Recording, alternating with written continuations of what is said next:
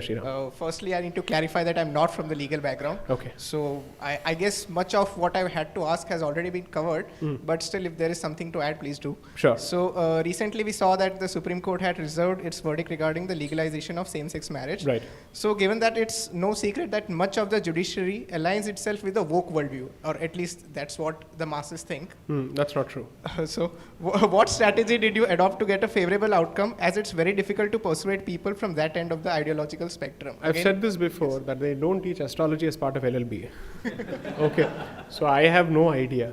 I don't know if there is a favorable outcome. We have no idea. I don't think it's right to reveal any strategy because there is also the aspect of privilege, right? I'm after all representing a client even if it's a public interest litigation.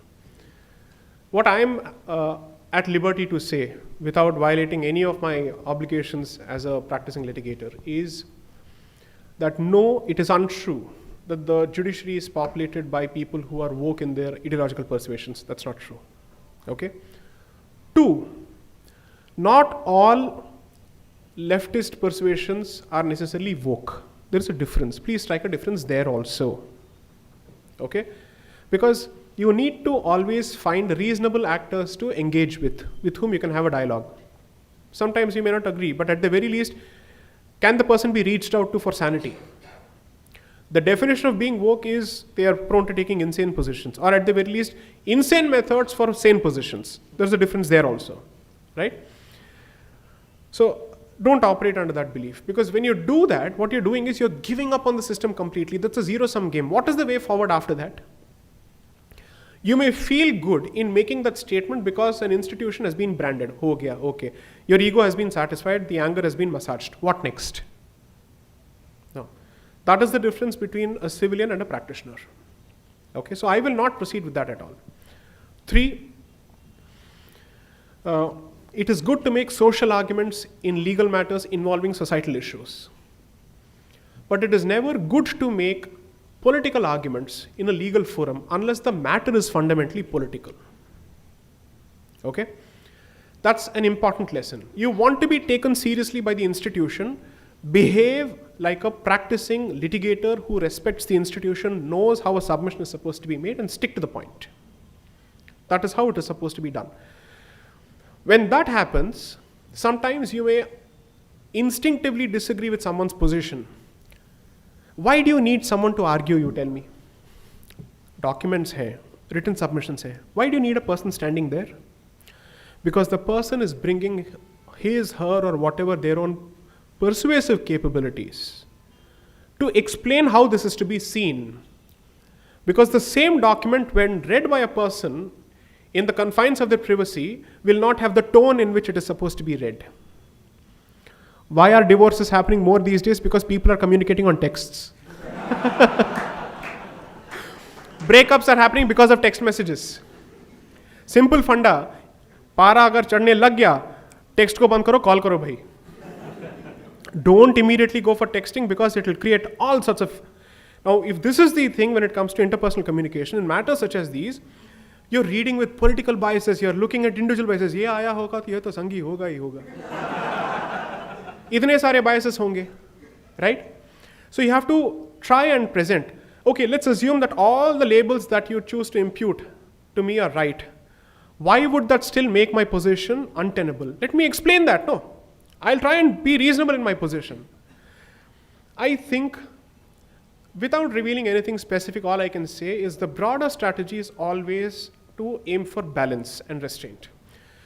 Not every issue is capable of being balanced by both sides. Sometimes only one side is right. That I will not even beat around the bush. This is called the tyranny of balance. Will you try to infuse and coerce balance into positions or subjects where it is not possible to, or where you should not be doing? But in this case, balance was warranted. So the art of advocacy is to try and get them to look at what you're trying to present. The tone in which you present it, the manner in which you present it, the kind of arguments that you choose to escalate is a function of your reading of the situation. So it's not just about the case. It is about atmosphere. It is about reading the signs in ether. That is a very different ballgame altogether. That depends on your situational awareness. Literally, it is reading the heaviness or the lightness in the air.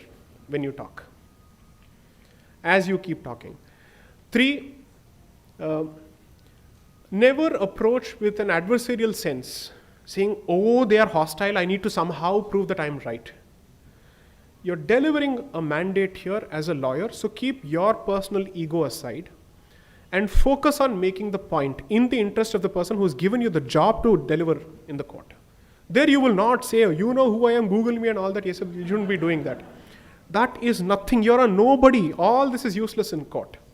In a court, you are only a lawyer, you're a professional. Stick to that. I have seen this, if you can call it a strategy, at the very least deliver receptivity, if not agreement, in the most politically incorrect situations. Imagine if someone were to say, Sabarimala, this fellow took an anti-woman position. Marital rape also, he's taken an anti-woman position. Here he has taken a homophobic position.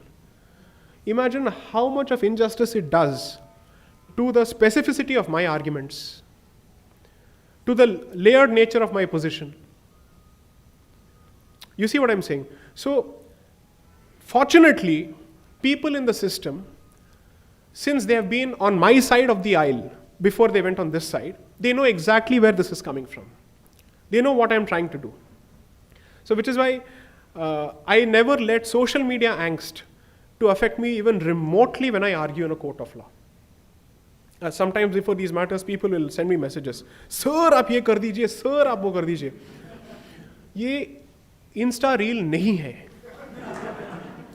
Take it very seriously. ये YouTube channel नहीं है, आपने शुरू कर दिया और आपने चिल्लाना शुरू कर दिया. Don't do that.